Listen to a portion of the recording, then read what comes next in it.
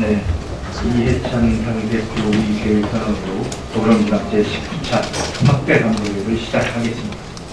예, 제19차 확대 간부회의를 시작하겠습니다. 이해찬 당대표의 발언이 있겠습니다. 우여곡절 끝에 국회가 정상화되어서 내일 본회의에서 추경과 구권의 결의안 그리고 104여 개의 민생 법안을 통과시킬 예정입니다. 추경안이 제출된 지 99일, 법안 통과는 3월 임시 이후 118일 만입니다. 만시 일단이지만 다행이라고 생각합니다.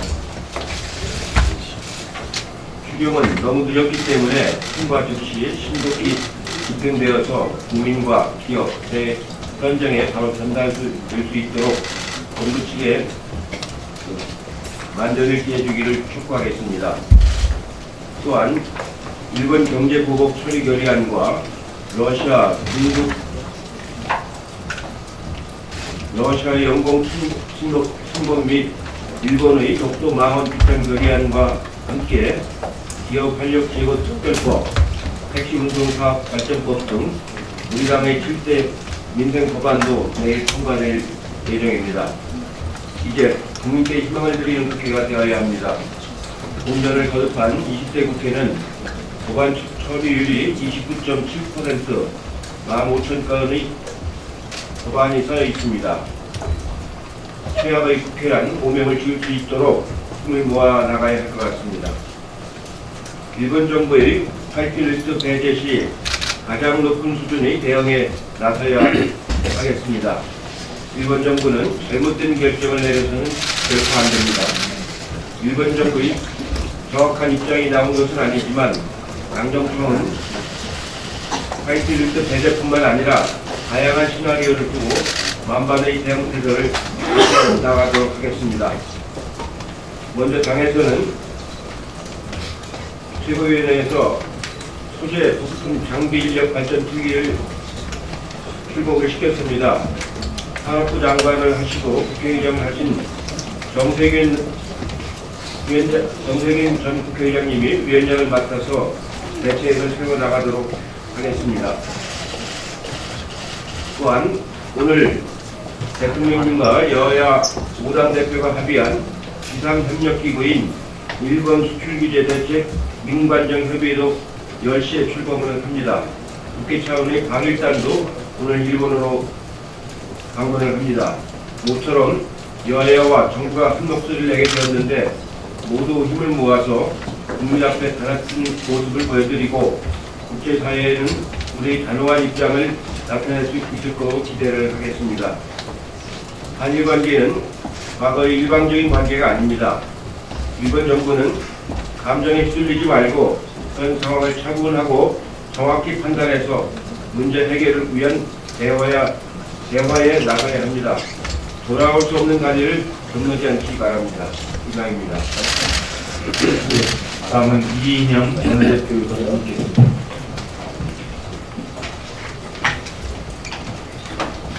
하참은 오늘 아침 새벽에 북이 함경남도 호도반도에서 미사일 2발을 쏘았다고 밝혔습니다. 지난 25일에 이어 북의 이 같은 행위는 한반도 평화에 전면 역행한 것으로 강력한 항의의 뜻을 표하는 바입니다.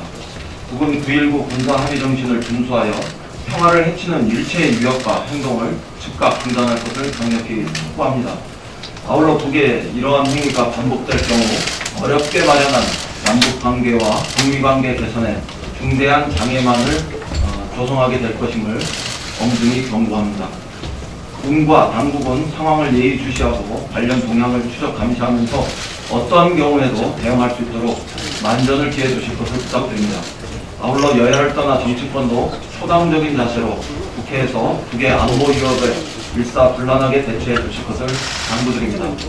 이런 점에서 오늘 아침 나경원 자유한국당 원내대표께서 NSC 등 안보 상황에 대처하는데 안전을 기해달라는 취지로 오늘 청와대가 참석하는 운영위 개최를 연기하는 이런 결정을 한 것에 대해서 저는 잘한 결정이라고 생각하고 환영의 뜻을 표합니다.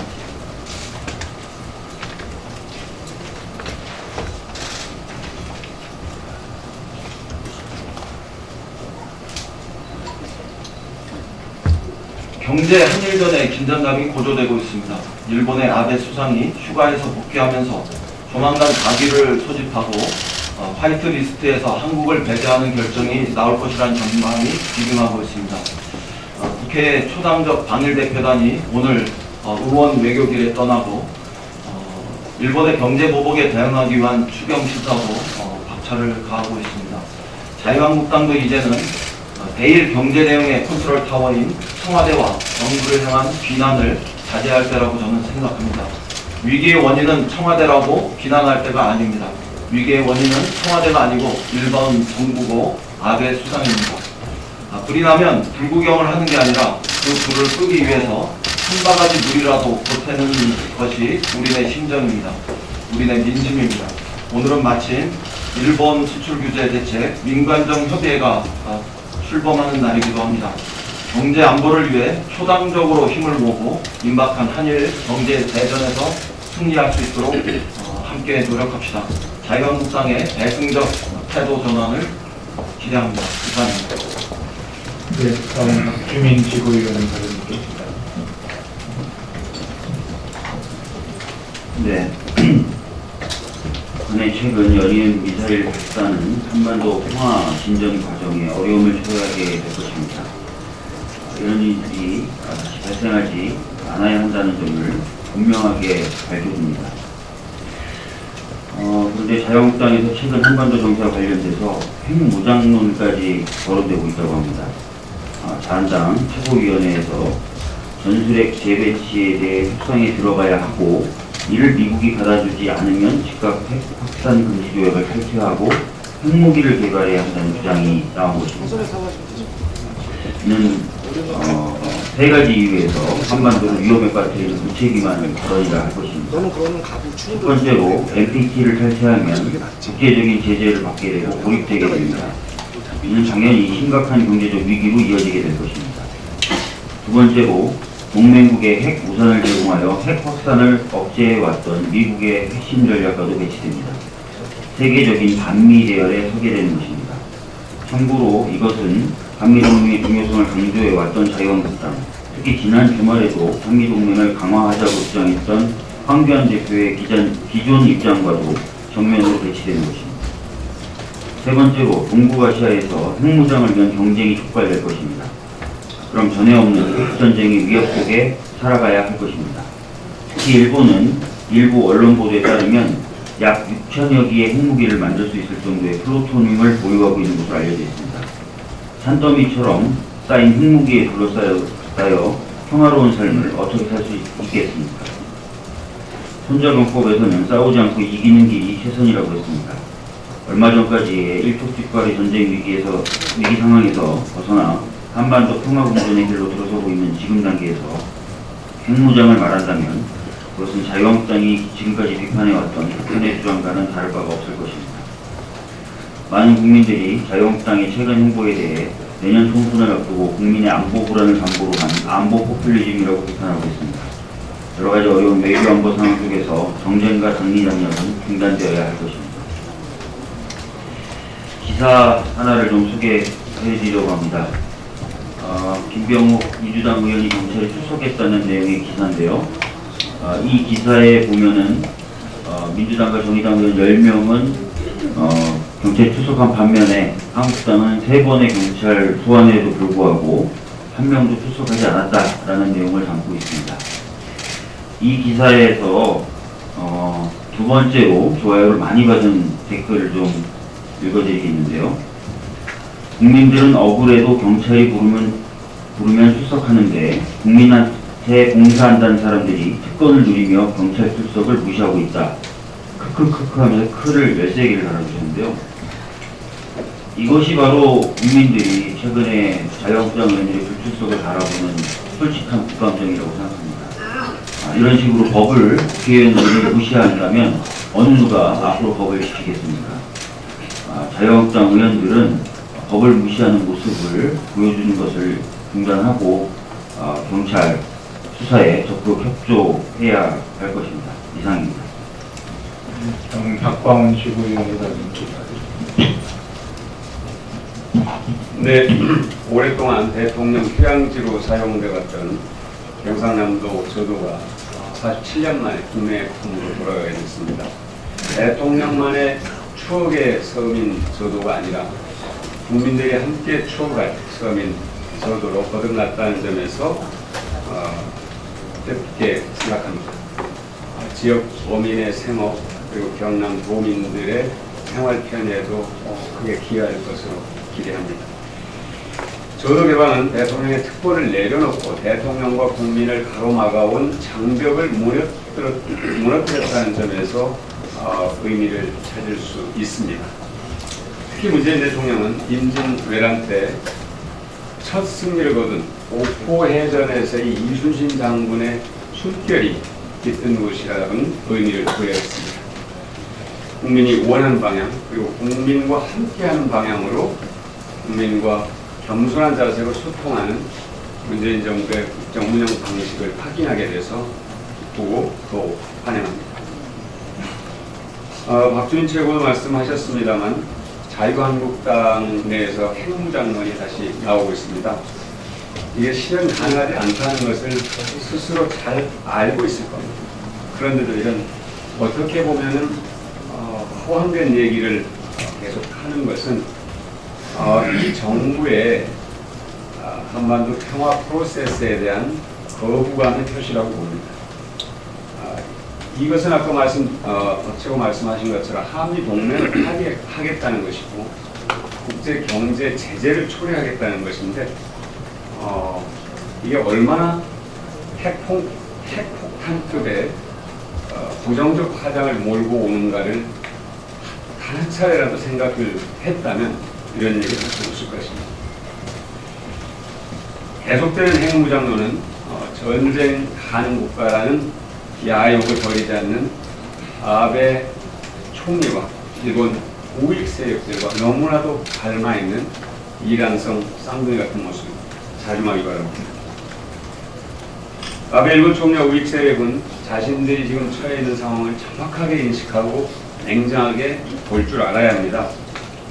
우리나라에 대한 경제전쟁 도발 그리고 화이트리스트 배제까지 가게 되면 정말로 한일 두 나라 관계는 심각한 단계로 들어갈 수밖에 없을 것입니다.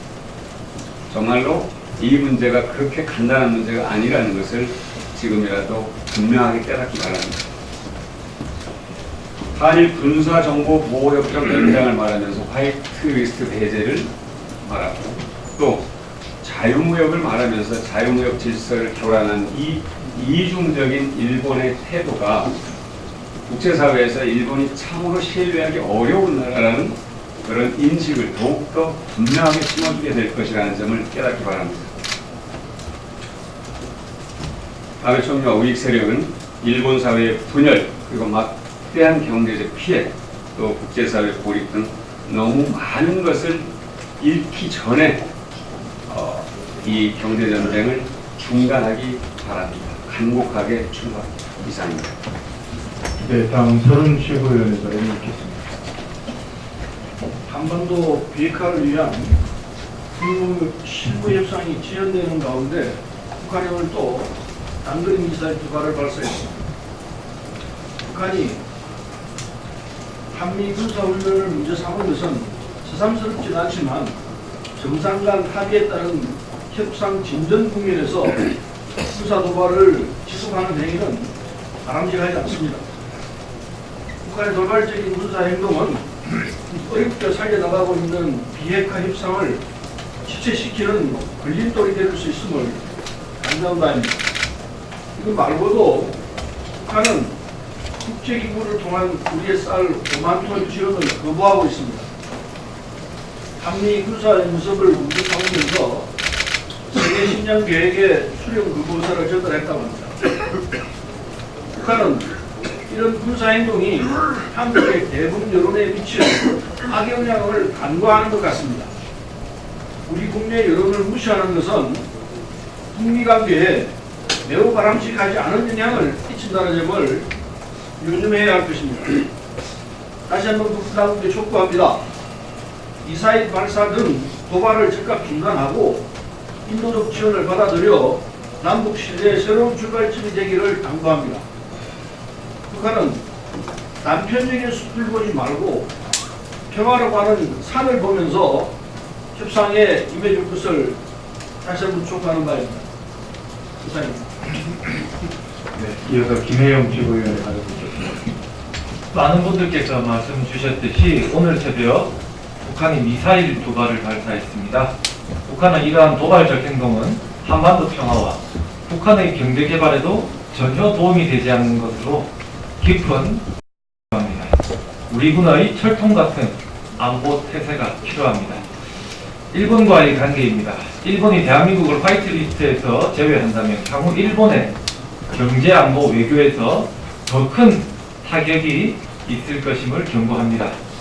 한일 군사정보 보호 협정과 관련한 문제는 한일 양국의 신뢰 문제와 함께 한반도 평화 프로세스에서 지소미아가 가지는 의미 등을 장기적인 관점에서 또 주변국들과의 관계라는 측면에서 검토되어져야 할 것입니다. 어제 통계청의 5월 인구 동향에 따르면 38개월째 출생아 수가 감소하는 것으로 나타났습니다. 이와 함께 세종을 제외한 대부분의 지방에서 인구가 지속적으로 유출되고 있습니다. 이런 추세가 이어진다면 가까운 장래에 우리나라의 인구 구조는 역피라미드 형태가 될 것이고 지역은 소멸로 이어질 것입니다. 국민의 대표인 우리 국회가 눈앞의 선거만 의식할 것이 아니라 이제까지 경험해보지 못한 이러한 거대한 변화에 대응할 수 있도록 여야가 힘을 모아나가야 할 것입니다. 어제 추경안 심사가 재개되었습니다. 아직 21대 국회가 8달 남았습니다. 국회가 마음먹기에 따라 지금도 많은 일을 할 수 있습니다. 국회 구성원 모두의 분발이 필요한 때입니다. 이상입니다. 네, 다음은 남인순 최고위원의 발언이 있겠습니다.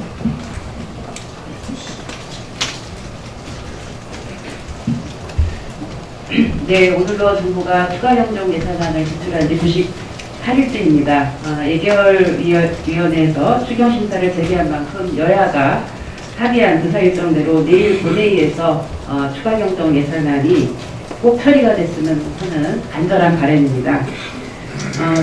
자유한국당 나경원 원내대표가 빅리더 추경이라고 운운하면서 재원을 문제 삼은 것은 굉장히 유감입니다. 제가 지난 대정부 질문에서도 밝혔듯이 우리나라의 지난해 국가 채무는 신계열 GDP 기준으로 36% 수준으로 OECD 회원 국가 중에서 아주 양호합니다. 그래서 재정을 확대할 여력이 충분하고 당시 이낙연 국무총리께서도 확장적 재정정책의 필요성에 공감하셨습니다. 재난과 미세먼지 그리고 일본의 수출 규제 대응을 위한 민생 추경 원안은 반드시 통과해서 추경 효과를 극대화할 필요가 있습니다. 또 나경원 원내대표가 선실성 복지 예산을 줄이겠다고 하는데요. 한번 꼼꼼하게 한번 살펴보시기 바랍니다. 이번에 복지 예산에 들어간 부분들은 정말 어려운 계층, 장애인 등 취약계층이나 아니면 지역 아동센터에 돌봄을 위한 예산이 들어가 있습니다. 장애인 등급제가 7월부터 실시가 되고 있는데 이번 장애인 등급제 실시로 혹시 활동전 서비스가 혹시 이제 뒤처지지 않을까라고 하는 그런 우려가 있습니다. 그래서 이런 부분들을 보완하기 위해서 지금 정부가 예산을 담고 있고요. 지역아동센터의 경우에도 작년에 최저임금에 대한 반영을 해주지 않아서 이번에 반영을 해주는 그런 과정입니다. 그래서 이건 선심성이 전혀 아닙니다. 그래서 정말 나경원 원내대표가 비정하지 않다고 한다면 이번 예산만큼은 반드시 여야가 합의해서 통과시켜줄 것을 다시 한번 촉구드립니다. 이상입니다. 네, 다음은 이수진 최고위원의 발언이 있겠습니다. 네, 한 공공기관장이 조합원 탈퇴를 종용하고 사내에서 불법 녹취한 파일을 배포하고 업무 보고 시 휴대폰을 압수하는 등 인권 유린과 공포 경영을 자행하고 있다는 사실을 듣고 저는 너무나 충격스러웠습니다. 한국노총금융노조에 따르면 50만 청년 실업 시대에 사전에 매정한 지인을 채용하기 위해 지원 자격, 구제 조건, 입사 지원서 항목을 지인의 과거 이력에 맞추어서 특혜 채용이 의심되는 지시가 있었다고 합니다.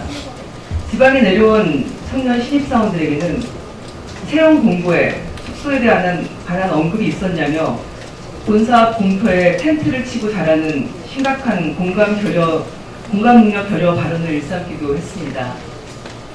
서민주거복지 증진과 도시재생 활성화를 지원하기 위한 역할을 가진 주택도시보증공사의 이재광 사장은 고가의 비품과 차량 개조 등으로 국민 혈세를 이용했다는 의혹도 보도되었습니다.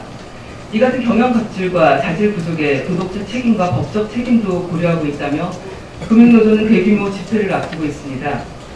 노동 존중 사회에 역행하는 이와 같은 공사 사장의 문제에 대해 국토교통부는 책임 있는 자세를 갖고 진상조사 또한 필요한 사안으로 보입니다. 한 가지 더 말씀드리겠습니다. 국회 내 노동특위 설치에 대해 의제와 관련해서 구성 일정 등에 대한 논의가 있는 걸로 알고 있습니다. 여야가 합의해서 국민 여론을 반영하여 논의를 추진한다는 것에는 원칙적으로 공감합니다. 다만 노동법 개정이라는 것은 헌법 개정보다 어렵다는 말처럼 엄청난 갈등과 혼란이 따르는 폭발적인 사안이라는 점이 과거로부터 우리들이 경험한 사안입니다. 노동법 개정의 당사자인 양노총과 경영계와의 충분한 협의를 통해 논의 의제부터 논의 구성, 논의 기한에 대한 사전 논의가 필요하다고 보여집니다. 물론 우리 사회의 사회적 대화 기구인 경제사회노동위원회가 6인 대표자 회의를 재가동하고 노사정 최고 대표자들이 대화를 재개한 만큼 경사노위가 논의 그런 기제를 잘 발휘하도록 그런 사안도 중요하다는 것을 말씀드리고 싶습니다. 이상입니다. 네, 다음은 이형석 최고위원의 발언이 있겠습니다. 여러 최고위원들 지적을 해주셨습니다. 한국에 대한 화이트리스트 제외계획을 세우고 있는 일본은 지금까지도 1960년대 한일 청구권 협상 당시 작성된 외교문서를 공개하는 등 스가 요시히데 관방장관을 앞세워서 강제징용 피해자 배상 문제는 이미 해결이 됐다는 기존 입장을 고수하고 있습니다. 아베 총리를 비롯한 일본 정부에 다시 한번 각인시켜드립니다. 1991년 8월 27일 당시 일본 외무성 조약국장 야나이 순지는 일본 참의원 예산위원회에서 한일 청구권 협정 제2조 양국의 청구권 문제가 완전하면서 최종적으로 해결됐다고 하는 조문에 대해 이것은 양국이 국가로서 갖고 있는 외교적 보호권을 상호 포기한 것이지 개인 청구권 그 자체를 국내법적인 의미로 소멸시킨 것은 아니다라고 공식 석상에서 발언했습니다. 이 발언은 다시 말해 일본 정부의 관료가 한일 청구권 협정에도 불구하고 강제징용 피해자 배상에 대한 개인 청구권은 살아있음을 명확히 확인해 준 것입니다. 일본 아베 총리는 한국에 대한 경제 침략은 어떠한 명분도 그리고 실익도 갖추지 못하고 있음을 직시하고 백색 국가 제외 계획을 포함한 일체의 경제 침탈 행위를 중단할 것을 다시 한번 촉구합니다. 네, 다음은 전용기 전국 대학생위원장의 발언이 있겠습니다. 네, 인재가 성장할 수 있는 나라, 스타트업이 성장할 수 있는 법과 제도가 살아있는 대한민국이 될 수 있도록 국가적, 초당적 지원과 정비가 필요합니다. 연이은 일본의 경제보복으로 세계의 신뢰가 무너지고 있습니다. 이에 국민들은 원천 기술을 가진 중소기업과 스타트업에 눈을 돌리고도 있습니다. 하지만 우리나라는 대기업 주도 성장으로 다양한 위기를 극복해 왔기 때문에 한국에서 법과 제도가 기존 대기업 위주로 짜여 있다는 시각도 존재합니다. 그렇기 때문에 청년들이 페이스북이나 유튜브 같은 거대 스타트업을 일으키기에는 법과 제도, 정책이 뒷받침하지 못하고 있다는 시각도 많이 존재합니다. 이전에 다양한 언론에서도 나왔지만 스타트업의 기술력이나 아이디어를 훔쳐 대기업이 막대한 자본력과 홍보력, 유통망으로 사업권을 빼앗는다고 소개된 적이 있고, 많은 대학생 청년 스타트업도 좋은 아이디어가 있으면 대기업에 빼앗길까 걱정을 하고 있기도 합니다.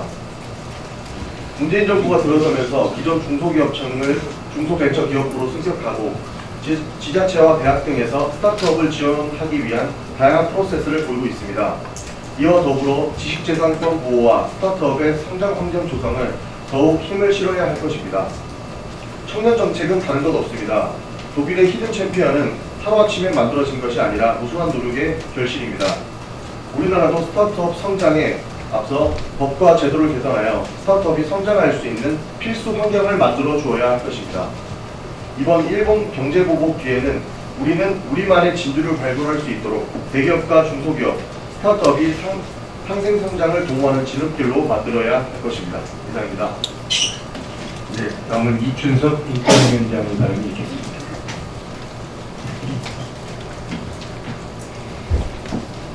우선 워낙 여러분들께서 이미 좋은 말씀을 많이 해주셨지만 일본이 경제보복 조치를 단행하면서 지난 2018년도 우리 대법원의 강제징용 피해자 배상 판결을 들고 있기 때문에 인권위원장으로서 한 말씀만 드리겠습니다.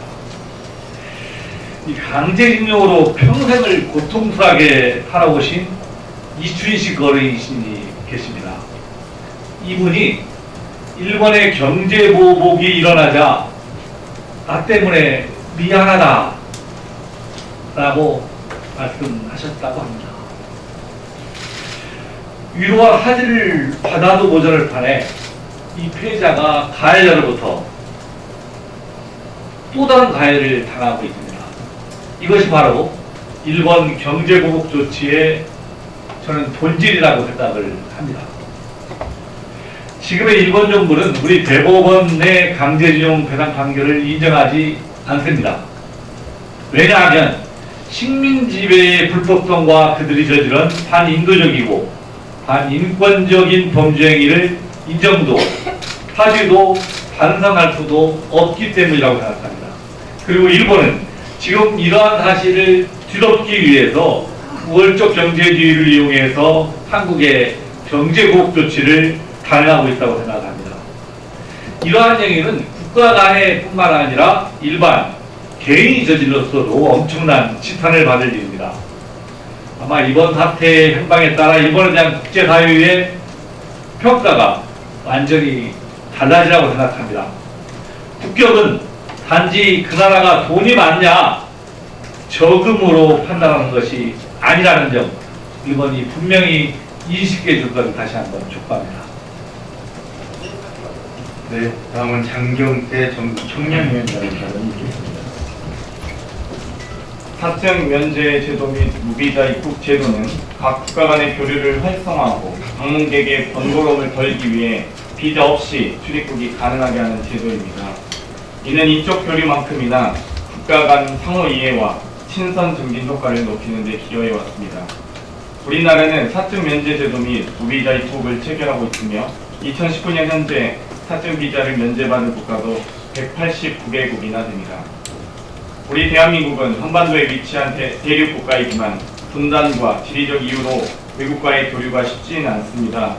한두 시간이면 갈 수 있는 나라는 일본과 중국으로 가깝고도 먼 나라입니다. 오래전부터 한중 무비자 도입은 상하이 엑스포 때도 평창올림픽 때도 논의가 진행되어 왔지만 결국 실현되지 못했습니다. 중국을 방문하는 우리나라 관광객은 매년 들어 일본, 미국보다 많은 450만을 넘어섰고 대한민국을 방문하는 중국인 관광객 수 또한 800만여 명을 넘어 다른 국가 관광객과 비교해 월등히 많아졌습니다. 우리도 폐쇄적이고 방어적인 마음에서 벗어나 대륙국가로 나아가기 위한 패러다임의 변화를 해야 할 때입니다. 한중 1개월 관광 무비자 도입을 건의드립니다. 1억 명의 잠재 관광객을 수요하고 동북아시아 중심국가로서 대륙으로 진출하는 대한민국으로 더욱 발돋움할 수 있길 기대합니다. 이상입니다. 네, 그럼 이상으로 공개 발언은 마치려고 하는데 더 추가로 발언하실 분 계십니까? 안 계시면 이 부분은 비공개로 진행하겠습니다. 언론인 여러분들의 협조를 부탁드립니다.